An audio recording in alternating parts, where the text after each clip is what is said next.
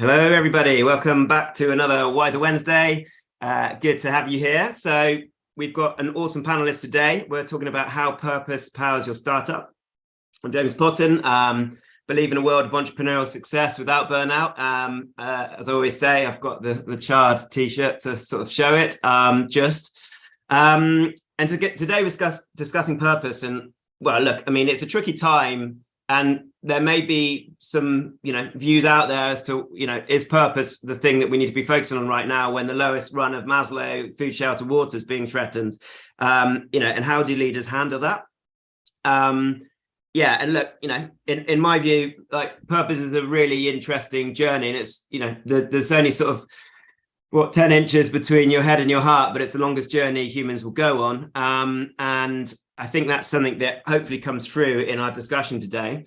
And what would you do if your team was more aligned? What would happen? If you could put that into the comments, that would be brilliant.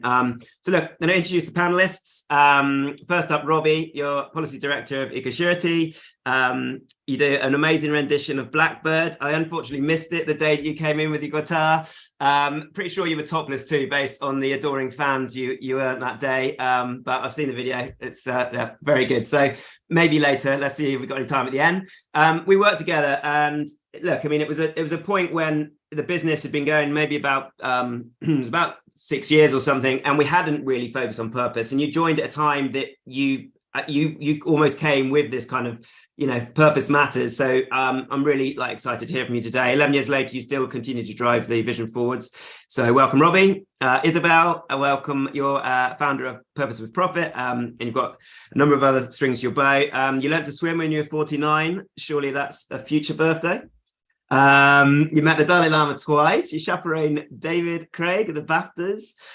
You're also very early stage at Salesforce, I think employee number 4 in the UK, and you really drove their sort of impact policy globally. So welcome, Isabel. Really looking forward to hearing from you. Andy, founder of Business on Purpose. You're a trained beekeeper. You speak, and I'm going to try and pronounce this correctly. Is it Kelsey? Maybe? South African language. So brilliant. Maybe we can hear a bit in a bit. You set up a magical B Corp advisory, which we've actually been through your program, and it's a really cost effective and enjoyable group way to try and go on that B Corp journey. So welcome, Andy. And finally, Nicole Gibson, so founder of Love Out Loud. You've got you're author of the book of the same name. You're calling in for Australia today, so I think it's 10 p.m. for you. Welcome. Thanks for staying up. You're the youngest Commonwealth Commissioner in history. You left school at 14 to be a rock star and still want to be a rock star, so watch out, Robbie. You lived in the van for 2 years while facilitating over 1,500 workshops and 300 communities across rural Australia. So great to have you here, Nicole.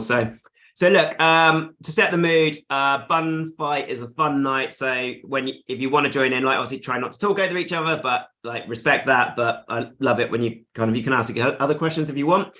No swearing, we're live, but passion is welcome. And let's start with some quick intros from each of you. So in less than a minute, I guess, Isabel, fire away. Sure, it was Daniel Craig I chaperoned at the BAFTAs, not David. What did I say? David Craig, that's quite different. Well, it wasn't Craig David. Yeah, Daniel Craig, yeah. Pre and post Bond. Anyway, I'm using up my time. So my background, I come from social impact, Oxfam, 11 years at Amnesty International, and I then went to Salesforce, as you mentioned, which was quite a leap, but it was a startup when I joined. I went to a party in San Francisco for the 300th employee. A couple of years after I joined. So I know people think of that as a massive monolithic company, but it was a startup. And that's when I started working with them on their social impact. I now sit on the board of a tech company that I've been with since it floated, TPX Impact, which is a purpose-driven company. So from startup to floating, and they're a purpose-driven company, and I chair the ESG committee. And then my own company, Profit with Purpose. I work with companies on their social impact strategy, so small companies, as well as large companies like Gucci and Experian, but the methodology is the same, and what companies need to do is the same. Excellent, okay. Thanks as well. Robbie, you're next. Yeah, so I suppose my potted highlights of my career is really started at IKEA. So a very huge organization. We'll probably get into a little bit more about their purpose later on. But what I found myself in a company that was absolutely massive, I kind of realized is that I wanted to kind of make a difference and scale things back. So I joined EcoSurety about 11 years ago now, just as it was coming out of that startup phase and wrestling with what it was like to be a sort of mid-sized business. And there were lots of growing pains back then. I started as an account manager, and then now I'm on the board, one of the directors of the company, and I've seen it grow from sort of 20 odd employees to 70 now. And also, you know, turnover go from 2 million to probably going to be in sort of 100 million plus, I should imagine, this year. So really seeing mega growth in the company, and yeah, looking forward to getting right into purpose, because it's something that sits front and center for me. Thanks. Awesome. Thanks, Robbie. Andy, you're next on my screen. Yeah, hi everyone. My name's Andy Hawkins, based in Bristol. I grew up mainly in tech, but at age 40, we took a career break and headed out to Africa with the family. Instead of staying for a year, we stayed for 6 years and worked in a township just outside of Cape Town called Somerset. So we went from Devon to Somerset, but it was a 10,000-mile trip. And that was where I learned to speak Xhosa. So an X is a Q is a, and a C is a. So there was all sorts of clicks, which caused a lot of laughter and hilarity when we were speaking, especially as it was a white guy from England that was speaking it. A lot of my black friends just thought it was hilarious that I was having a go. So came back in 2010 and got back into tech subsequently in artificial intelligence software sales. Set up my own tech consultancy 2 years ago, put that through B Corp. Some friends reached out and asked me for help. And since then, I've helped 200 clients on their B Corp journey. So that's me. Awesome. Thanks, Andy. Nicole. What a panel. Thank you, James. So my journey in purpose, I was an entrepreneur as soon as I could sign a contract, but definitely a very unconventional, I think, foundation, because the first 2 years of my entrepreneurial journey, I did, in fact, live in my van and travel to remote communities, delivering not just workshops, but really holding spaces where I was inviting communities to come into a place of vulnerability and truth. And it might not be so contextually easy for you guys to understand, but remote Australia was not, you know, the sort of warm environment that would welcome those sorts of conversations easily. So I definitely had to have a sense of purpose greater than me, especially in the early days, to pioneer those conversations. But through, I guess, the commitment of serving a purpose greater than myself, that I really did feel called to do, I recognize that the power that has to really affect change, and how one person really can be the beginnings of a massive ripple. And since then, yeah, I went on to work as the youngest Commonwealth Commissioner, advising the federal budget, working beside the Prime Minister to do so, because these interventions that I started out the back of my van did prove to be very cost effective. Go figure, really just loving each other and listening to one another. It is free. It's a lot more cost effective than a lot of the interventions they were exploring at the time. And recognized, you know, the power of love. I fell in love with looking at love as a system, compassion as a system, something that we can deconstruct and put into actionable processes within our systems. And so that's really what Love Out Loud and our tech arm, in truth, is dedicated to doing, systemizing love. Amazing. Thanks. Well, look, really looking forward to hearing from you as well today, Nicole. So look, starting off, I guess, like, to you, Robbie, and we always used to joke about, you know, didn't you used to work for IKEA? He always wore the lanyard in every day around his neck. So that's but it kind of sparked us into like thinking, well, maybe this is actually important, because it was really important to you. So what's it like to work in a purpose-led organization? Yeah, it's a sort of strange one, the IKEA background. So for those of you who obviously won't know my story, I effectively graduated, was looking for a job, had to go take a load of temporary jobs. I was posting flyers about gasworks through people's front doors. I was waiting tables at black tide do's. I also took a job building furniture in an IKEA store, literally for their bargain corner, where they just mashed together all the broken stuff and tried to sell it on rather than putting it in the bin. And so that was where I started, whistled while I worked, just doing what I consider to be kind of Lego for adults. I know there is Lego for adults too, but that was how I viewed it.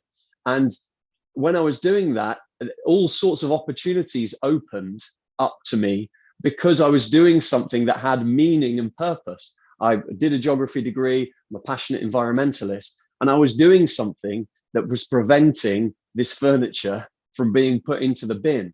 So while I whistled while I worked, while other colleagues smirked and thought, this guy's got a degree, he's gone to university for 3 years and in however much debt, yet he's here singing while he's working, building furniture. They sort of just thought I was the oddball. And I think ultimately the reason was because I had some purpose and some meaning to my life and could see tangibly that instead of a great big skip of material going to landfill, we had products being sold and people taking them home to enjoy.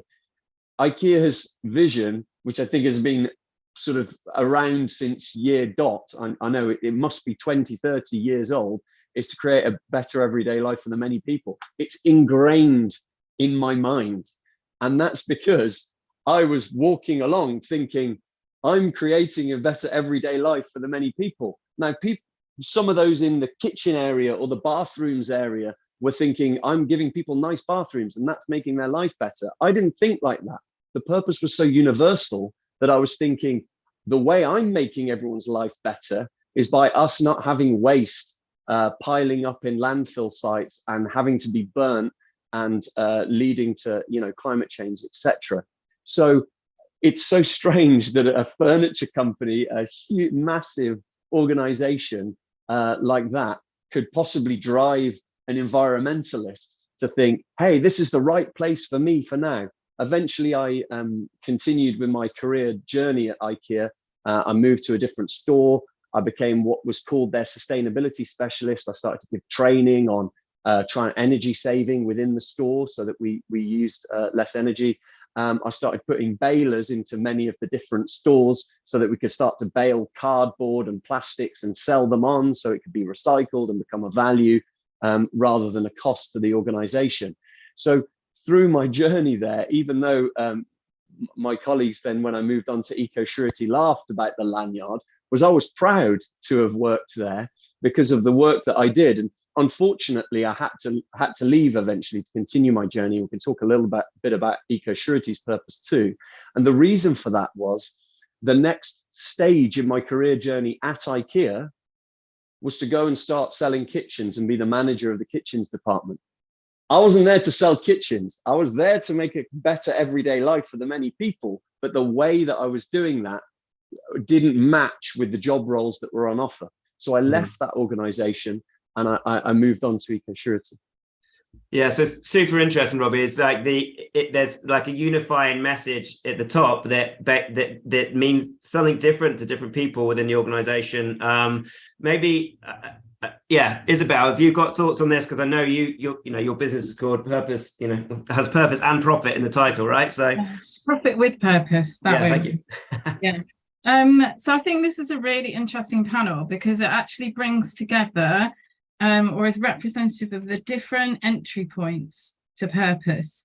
So through, compassion and caring and love, and then through sort of being part of something bigger than yourself, which Nicole spoke about, but then also through the work that Andy does, so through certification, and then, some of what Robbie does, sort of metrics and compliance. There are all these different entry points.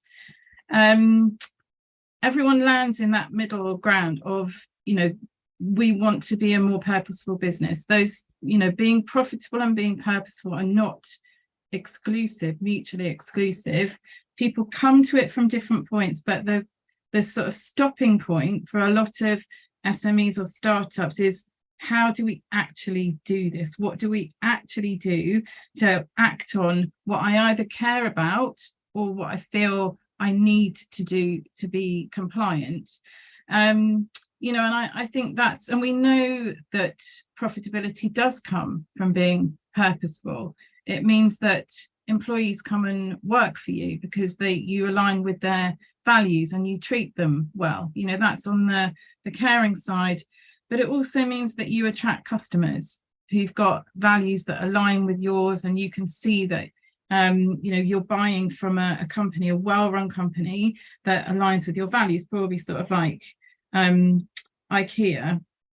And then one of the things that struck me when I joined TPX Impact, the founder, Neil Gandhi, is a serial entrepreneur, and he was starting tech companies.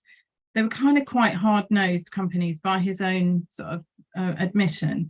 And when he started thinking about the purpose of the companies he was starting, he said those were the easiest companies that I'd started because there was a clarity of direction, that everyone was looking in the same direction. Everyone knew what it was that they were trying to achieve, where we were going, and that enabled us all to go along in that same direction and grow more quickly and be more quickly successful. Yeah. So I think I'll stop there, but those are sort of thoughts from what I've heard so far. Yeah, no, amazing. Yeah, and that sort of, you know, the concept of getting everyone on the bus, the right people on the bus, right people on the seats on the bus, but also everyone like looking in the same direction. Like, you know, it's actually really hard to do. All, you know, sounds easy about getting people on the bus, but it's really hard to do in an organization. Nicole, do you have any sort of thoughts on? You're leading a very purposeful business now. You know, what does that feel like? What does it feel like? 1,000 different things a day. You know, I find I'm specifically very passionate about team alignment. Part of the technology we're developing is creating pathway of communication between the conscious and subconscious mind to measure belief systems in an accurate way. And so one of the really clear use cases for us is supporting organizations to actually measure the internal congruence and alignment of team members against things like values, KPIs, the vision of the company. And what so many people don't realize, and what we make a point at Love Out Loud in talking a lot about and doing a lot of development in, is 90% of us is subconscious. So when, you know, a large team of people start to form, there might be this conscious sort of agreement that, yeah, we're on the same page, we believe in the same things, but these are, you know, potentially thousands, tens of thousands of individuals that have different life experiences with conflicting belief systems, and getting those aspects, those unknown aspects of us all on the same page so that we can really, I guess, leverage the true potential of having a collective team moving in the one direction. It's a very deep conversation. I mean, how deep do you want to go down the rabbit hole? I think well, I wrote down Young. I remember, I think he talked about the cork bobbing on the ocean. The cork is your conscious and the ocean is the subconscious. So yeah, I wrote down archetypes. It could be a very different conversation. It might be a fireside chat, but I actually believe that this is all relevant. And it's, yeah, like, but, and it's amazing because you're creating a team of people that all believe in this and want to make a change as a result. So yeah, let's get into it a bit, maybe a little bit later. Let's Andy, what's your thoughts? You said you've helped 200 companies now. You know, what do you see? What sort of transition do you see? We're on that journey. We're not there yet, but you know, it's really helped us in our thinking. So far away. Oh, you're on mute. Yeah, first of all, for me personally, you know, I feel absolutely in my sweet spot right now. You know, I feel like I'm doing what I was created to do. I'm in my ikigai. If you've come across ikigai, I'm in the middle of my ikigai, and feel very privileged to be doing something that the world wants and that I can get paid for and is within my skill set. So it all feels great. What's also great is helping other businesses move towards, you know, their sweet spot in terms of what makes them feel happy and what makes them feel as if they're making a contribution to the world, not just from a financial perspective and we've got a certain number of employees and therefore we're creating jobs, but we're doing that in a way that is impactful and supports those people in a wide range of different metrics, and supports the planet and is not extractive, but is hopefully moving towards a circular economy. And a lot of businesses have just frankly never thought about it before. I speak to hundreds of people, and one of my first questions is, do you think you run an ethical business? And of course they all say, you know, to a person, yes, of course I do. Cheeky thing. And then when I say, well, how do you know that you run an ethical business? How do you measure what you're doing in terms of people and planet, and how do you compare with your peers? At that stage, those same people generally start to stutter and say, well, I don't really know the answer to that in truth. And therefore helping them go through the B impact assessment, when a cheeky chappy comes along subsequently and asks them that question, they can say, well, this is what I'm doing to measure it, and this is how I know this, and this is how I know that. And it's a great way of answering that specifically.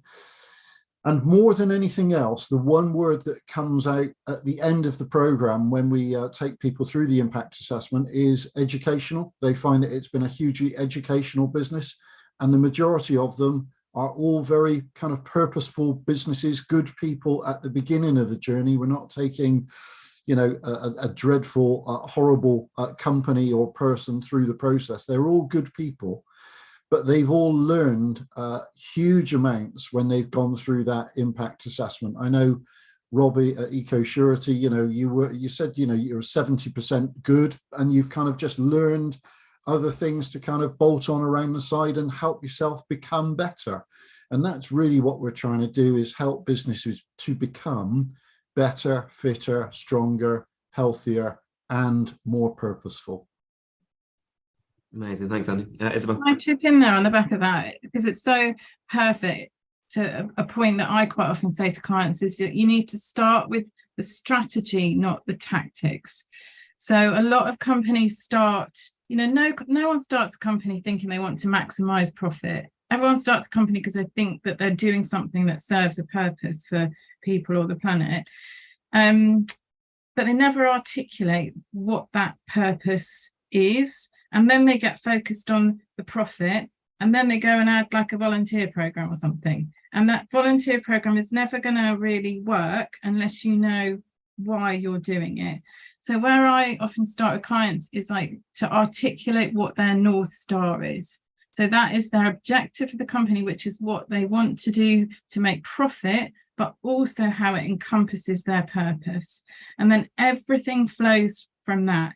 And I find, sort of like Andy's saying, with business owners, they probably have already thought of it, but they've never articulated it. And it is an education and a relief often when they end up with this articulated North Star that everyone can align to, and then they can deliver with metrics and KPIs, and helps them to be a more rounded, purposeful business. It's just they articulate that on the revenue side, not on the purpose side. Great, yeah. It kind of leads in, Isabel, to the next part of this, which is, it's not like the news, you know, CNN's constantly negative news. It's not like we don't live in this sort of fear state anyway if you allow news into your life, but you know, there's certainly it's becoming a more bleak message. So what can you, like, that has a potential to push business owners towards focusing on, you know, profitability, and maybe forgetting about like some of the pledges or the values, like things drop as a result of fear. What would you say to those businesses? To me? Oh, well, it's the opposite. That people, you know, companies need to find what's going to differentiate them for employees and for customers. And I think people increasingly want to work with companies that clearly align with their values. And one of the clients I'm working with at the moment, that's a small company doing its B Corp application at the moment, they're in Bristol, well, like Andy is. This is part of their post-pandemic recovery, which is, you know, it's really clear that they're coming back to profitability, but the next stage of that, and to consolidate that, is to really hone down what their purpose beyond profit is, what they're offering to their customers and their employees are.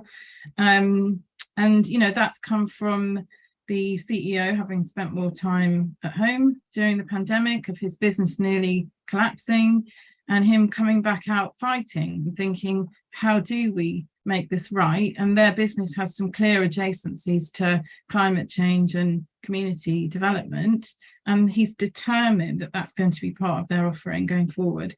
So it's a really clear, for me, it's a really clear winner. And a time when people are suffering, you need to think around you of what can we do to help benefit others. And not just, how do you make profit? You've got resources as a company that you can apply without being expensive, to support the world and other people. Great. Nicole, what are your thoughts with this? Your very purpose of your business is to shift from fear to love. What advice would you give? It was interesting because we definitely experienced a growth phase at the beginning of the pandemic, and to deconstruct that, I do believe it was because what we were leading with was quite a relevant message that served a lot of value, and although we had been speaking to that message for many years prior, at that particular time, because the world was so struck by fear and uncertainty and anxiety, there was I think an amplified need for that message. And what that speaks to is Isabel's point, when you're focused on that as a business, what is the true problem we're solving every day, and how does that have contextual relevance to what's happening globally, happening in the lives of individuals? There's always going to be a business. I think we may have lost you, Nicole. Oh, sorry. Yeah, we lost you for a sec. I'm back. Yeah. There's always going to be a business model in that. And I think, especially for startup founders and teams, as hard as it is, seeing these times as opportunity and having that hunger, that Isabel was referring to in the CEO example, is so important. That there's adversity right now that we can grow through. Some of the biggest companies in the world were built during recession, and I think it's the nature of an entrepreneur to turn adversity in and challenge into opportunity. And so flipping that on its head, and when the whole world is seeing fear, how can you see love? How can you see opportunity? How can you see invitation to extend yourself to serve in a way that you've never served before? And that really, is the biggest unique selling point, I think, of any company, is that courage, that bravery, especially as our consumer behavior shifts as a world. I think people are becoming more conscious of what they support, and it is based on value. And one of the things we do within Love Out Loud as a community and movement is study a lot about the nature of developing communities and what communities of the future are going to look like. And this has already been the case, but I think it will become even more the case as we move more into things like Web3, so on, that organizations and their subsequent consumers are going to be the tribes, the communities of the future. So looking at how to serve them is, I think, paramount. And, you probably, I don't think you're going to survive as a company unless you start asking these questions. Yeah. Okay. No, brilliant. Yeah. I mean, it's another discussion around, Web3 and where everything's going as well. Maybe we look at some trends towards the end. Robbie, do you have thoughts on this? You're probably seeing, data, potentially data on like what cost of living impact and so on. Have you got thoughts on this at the moment? You advise government as well on this piece? Yeah, we're certainly seeing belt tightening. Our customers are FMCG companies, And lots. Some of those are sort of necessities, and some of those are luxury goods that people cut down on. And so recession has an impact, sometimes positively, sometimes negatively. I think from the government standpoint also, that they're trying to continue with growth. So in that context, it's easy to start sort of wondering, where's it all heading? But I think it's a contradiction almost, yeah, totally. But to quote the great philosopher Yoda, fear is the path to the dark side. Because ultimately, if your company is ruled by fear of failure, ruled by fear that their economic conditions are not right for you to succeed, ruled by the fear that purpose is something that you get at the top of Maslow's and not something that you need to start thinking about at the beginning when you start your business, then ultimately you are on the path to the dark side. And I think really that is the fundamental thing. And so when you're thinking about growing your business, regardless of the economic conditions, you need to be thinking about, how do I put good teams in place and retain those people? Because I was lucky enough to work in a company a few different times where the purpose was given to me. I'm also very fortunate now that I can help to build the purpose and drive it. But there was a time when the purpose was just sort of bestowed upon me, and it either matched my values or it didn't. And what that meant is it gave meaning to the inordinate amount of time that I spent in work. It put a smile on my face. The days went fast. I wanted to go to work.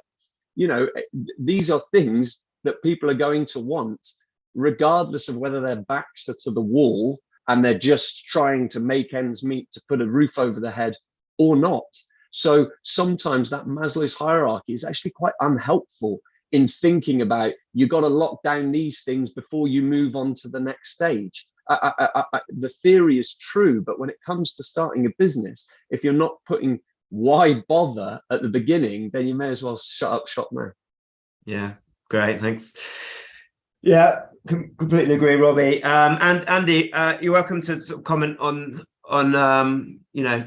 where we're at, but also look, what can leaders do? What are some of the pathways that leaders could take to go on a more purposeful journey?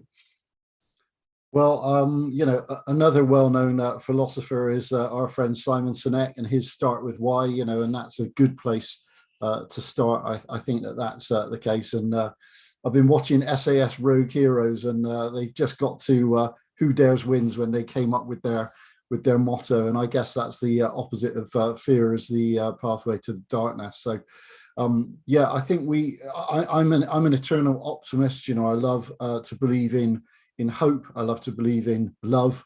I love to believe in doing the right thing. And I believe that is intrinsic within all of us as humans ultimately. And even though when you listen to your CNN and other news feeds are available, you wouldn't necessarily believe it, but I do believe that's in all of us. And doing that within a business is a great thing to do. So a lot of businesses that I spoke to that were, post-Brexit, post-COVID, wanting to build back better. There was a lot of noise around, build back better, and we want to do this. And people had been off during COVID and had an epiphany or a degree of introspection on what life was all about. But a lot of them I spoke to didn't necessarily then know, well, what are some practical steps that I can now take to move myself in that more purposeful direction?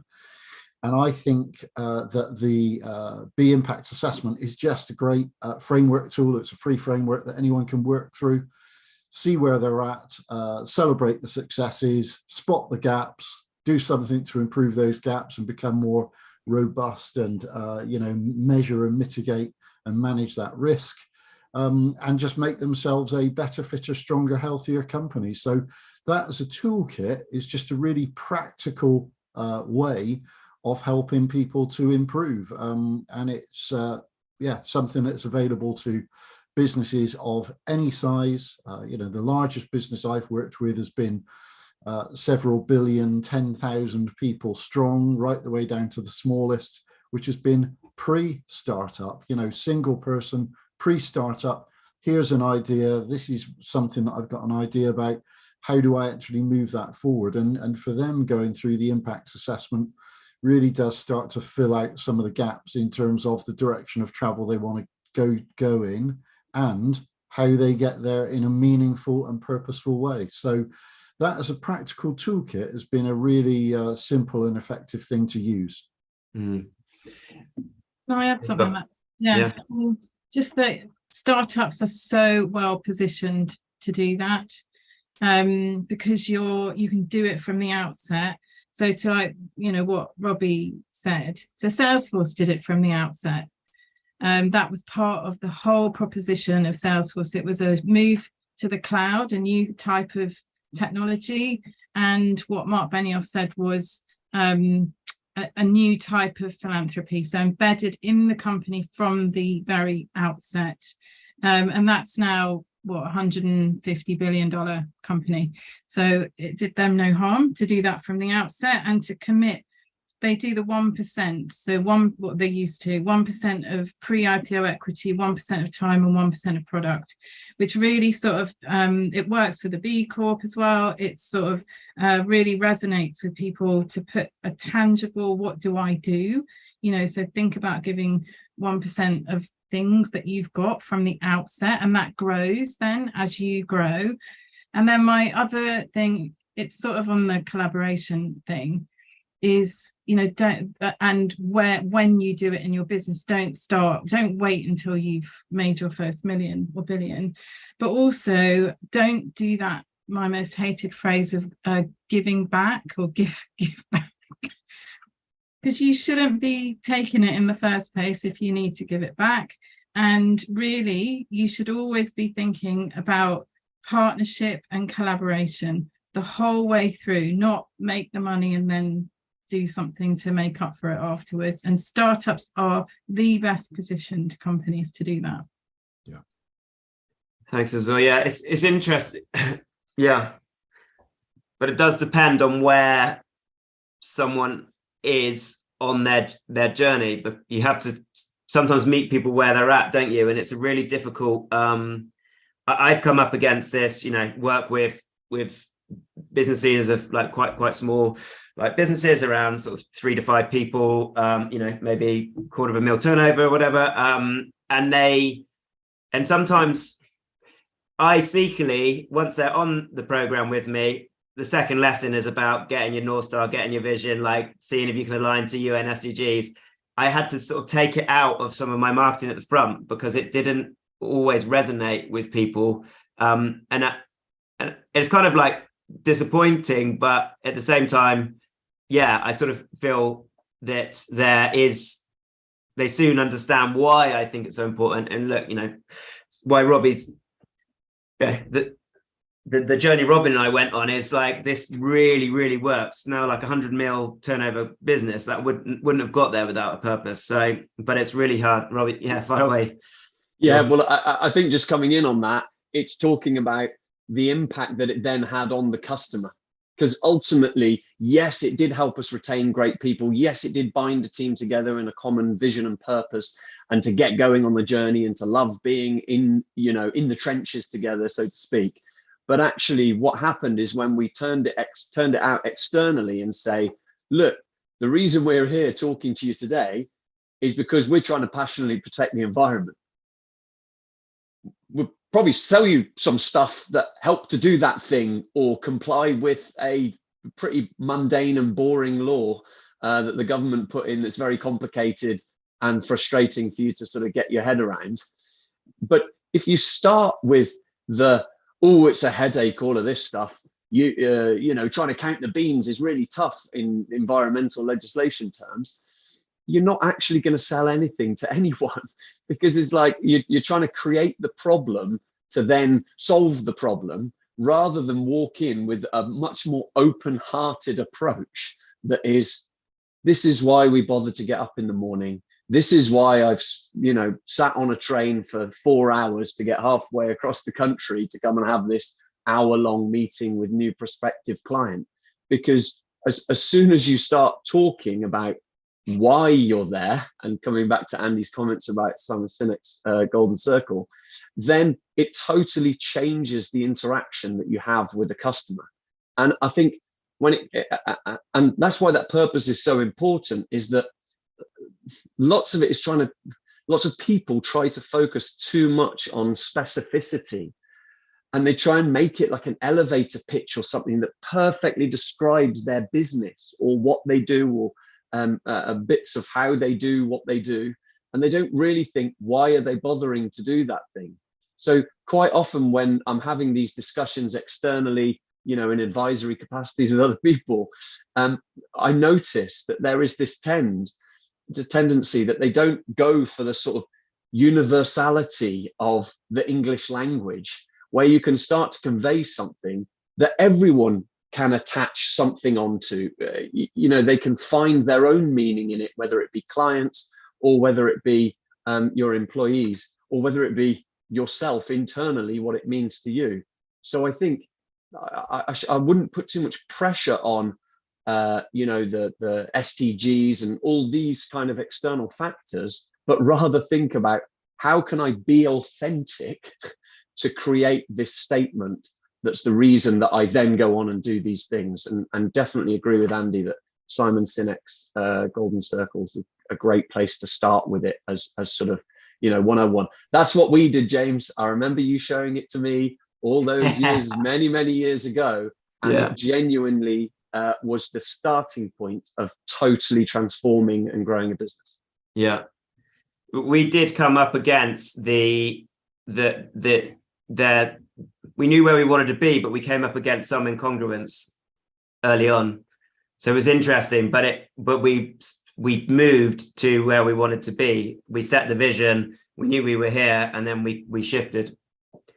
So that's quite interesting, because it doesn't make, it's a journey. You set out at a point and you're trying to get, Nicole, is that something that when you work with people, how do you help people on the journey? And to some extent, how do you meet them where they're at with what you do?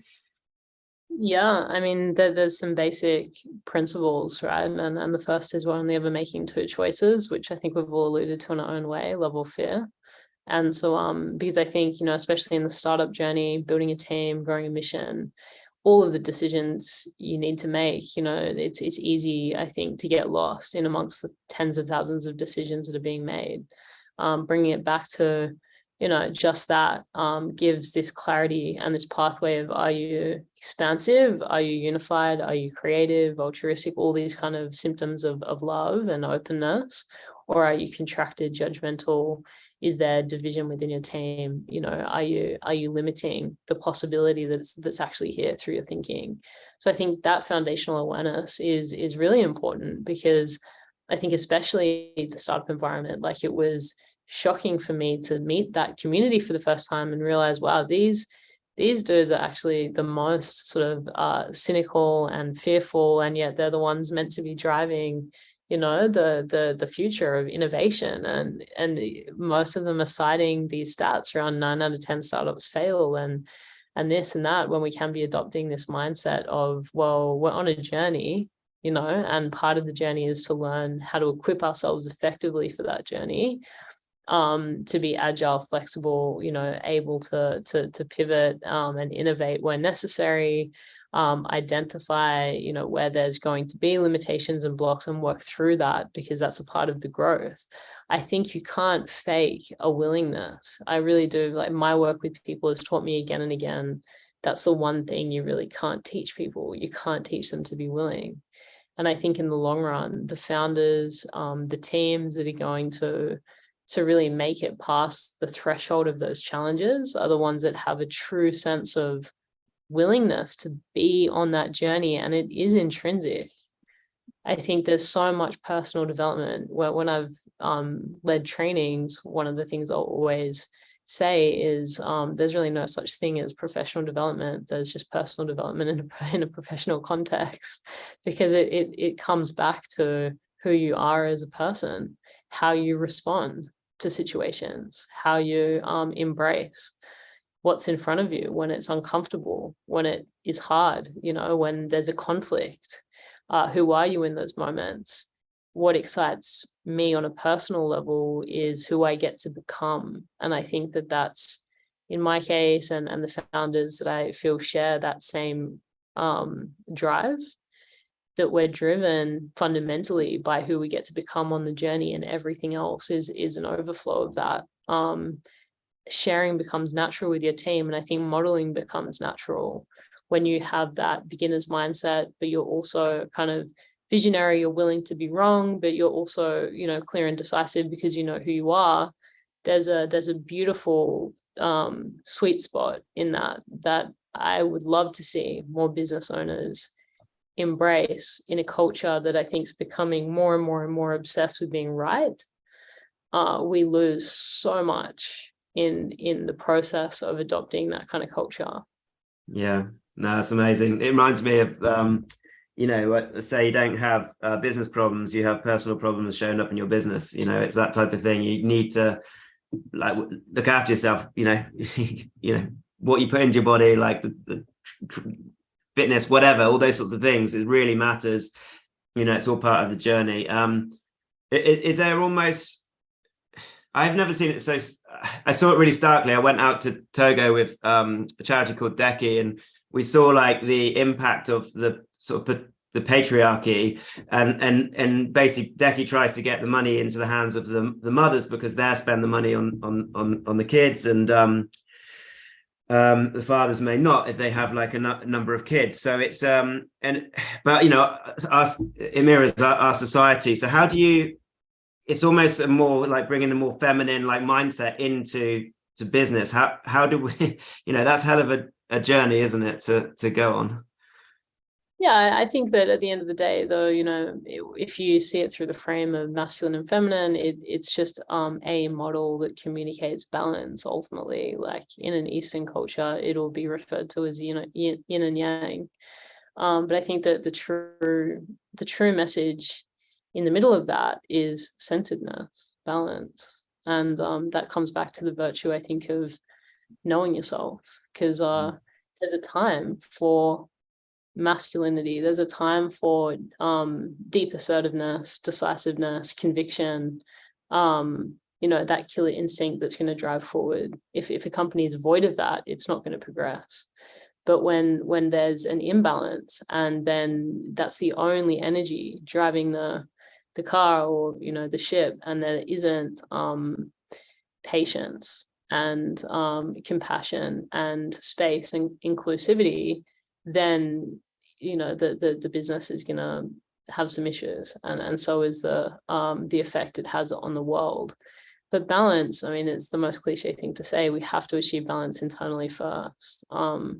And there's way too many instances where you see CEOs, high-performing C-suite execs, founders, who are just so not balanced internally. Like when I was on the commission, it really used to blow my mind that I would often be sitting in boardrooms with people that were responsible for the distribution of billions of dollars that affected tens of millions of Australians, and they were in artificial light 16 hours a day, slept 2 hours a night, drinking coffee all day, processed sugars. And just, like I'm a bit of a fanatic about my routine and health and my inner peace and centeredness. So I used to look at this and just be like, there's no way just on a physiological level, you're going to be able to make balanced decisions. You're not balanced. So, what you create is where you create from. That internal state, I think is number one. And I would say to any person that feels they have a big mission to serve on the planet, go on that journey first. I think what was really special about my experience early on in my entrepreneurial journey is I really, in many ways, kind of let go of everything material. I owned a $3,000 van and a couple of pairs of clothes, and my focus every day was serving. And so I came out of that realizing that nothing else really is the core, It's not that nothing else matters, but everything else is an extension of finding what's really true, that thing you would do for free, that thing you would do because it brings you the most joy, when you find that sweet spot, you will, I believe, achieve huge amounts of prosperity and abundance if you see it through and you remain committed and devoted, and you'll bring an amazing team, no doubt, on that journey with you. But that's a byproduct of finding that inner state. Yeah. Okay, amazing. Yeah. Does anyone want to jump in with any thoughts on the back of that? I think it's, you kind of said it earlier, it's about meeting people where they are on that journey. And for us, when we go to meet a new client, you do quickly assess whether you're going to put your kind of profit foot forward or your purpose foot forward first, and ease them into, that. And I think with some of the business leaders we've worked with in, more traditional, larger companies, there's a lot of fear. There's a lot of fear of, your stock price going down because you're doing something that others in your sector are not doing, that you're putting your head above the parapet. There's fear of something new coming into your business that you don't know about, and that you're not equipped to sort of really deal with. And I think then that's our approach as consultants, is to have compassion for that, really, rather than, I think a lot of people think when you're coming in to do consulting around purpose that there's going to be a lot of finger pointing. And there's none of that. It's, let's find out where you are. Let's make you understand this and make you look good. That is our greatest task as a consultant, is to help people to do their best work and make them look good. And, if we can do that kindly, with compassion, education, all the things we've been talking about, then that will come through as being authentic, and it will actually get implemented and be meaningful for that company, rather than, we had that bit of consulting done on the side and it never gets implemented. Yeah. Amazing. Andy, do you have any thoughts on how leaders can involve their team in, working or trying to, delve into what the purpose could be within their organization? Yeah, I think being a leader and leading from the front to a certain extent, and leading by example is a great way of doing it. But I also think fundamentally that the best way of being a leader is to ultimately be a servant leader. And your main priority and your main focus is to serve those around you, to serve your community, to serve your company, not be the big I am and expect everyone else to follow. And there are many examples of the world's best leaders being servant leaders. So that would be the position that I'd try and adopt, or encourage people to adopt, is one of humility and one of learning from and engaging with the rest of their team. I think what Nicole said, you need to do that from a position where you've got that to a certain extent sorted yourself.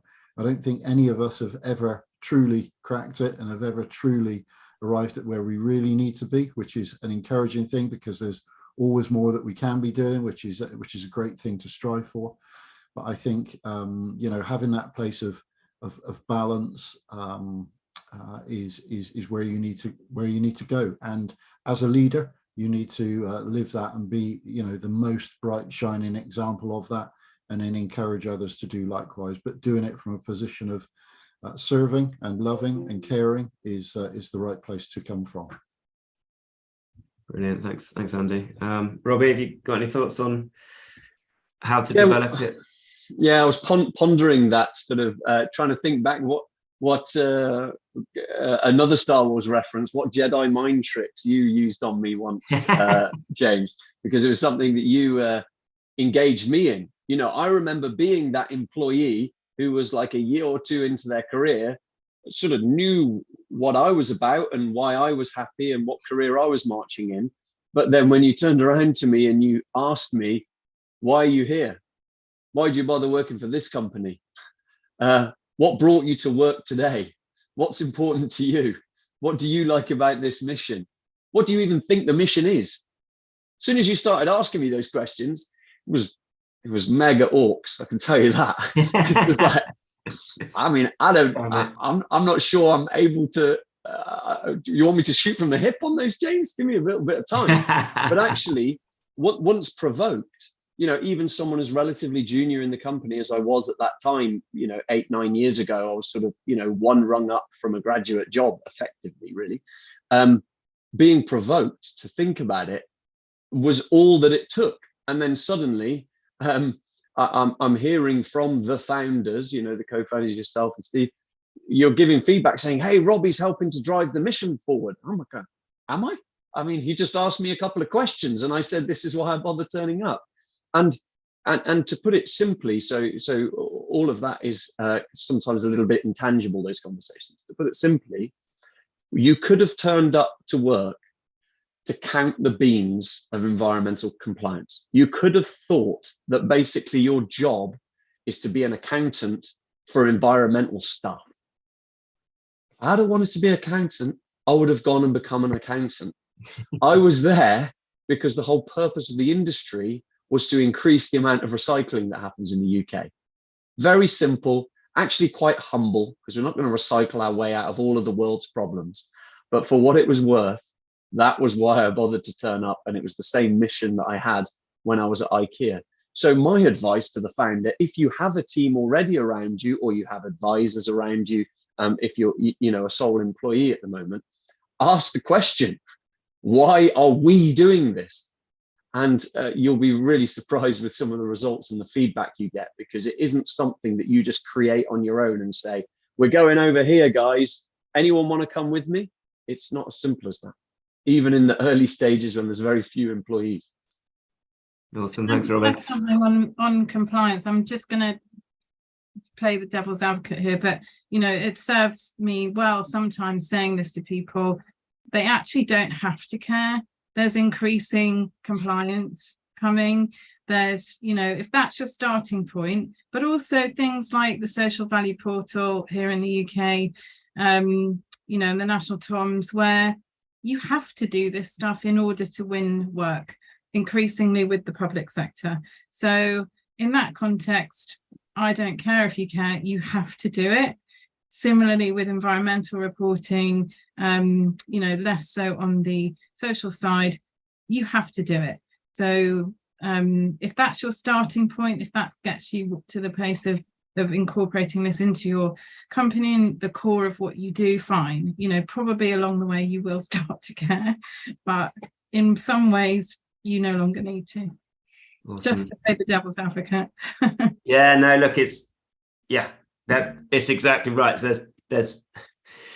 it's weird. It's about setting like a stake out in the sand, and then it takes on a life of its own. The key thing is it's trying to, it's almost asking the question is the starting point. It's just start with a question. So, which leads us on to the final bit, because we've got to wrap up. So my final question to each of you is, what advice would you give to a startup leader in less than 20 words on how to begin their purposeful journey? Start with Andy, fire away. I get them to go through the B impact assessment. Perfect. Robbie. Google The Golden Circle by Simon Sinek, and then ask the people around you why they're turning up to work. Awesome. Thank you. Isabel. Set your North Star, set some metrics, and then celebrate progress through your metrics towards your North Star. Awesome. Thanks, Isabel. Nicole. Your purpose, you don't find your purpose finds you. And focus more on surrendering than gaining. Awesome. Thanks so much. Okay, look, so there you have it. Purpose helps magnetize great people to want to join your cause. And it doesn't hinder growth, it drives it. So fear is the path to the dark side. Great quote. There's a few in here today. And look, I hope you enjoyed it as much as I have. There's so many layers to this. It's probably something that's worth, listening to or watching back a couple of times. And it's always the journey of 1,000 miles is the first step. So just begin the journey and start the discussion within your team. Next Wednesday will be on how to make next year the best yet. So tune in. I'm sure these guys are all happy for you to reach out via LinkedIn or if you want to get in touch. Thank you so much to the panelists today. Thank you to everyone for listening. I hope you feel slightly wiser this Wednesday. Thank you. And thank you, everyone. Cheers. Thank you so much. Bye-bye. Yeah. Bye-bye. Thanks so much.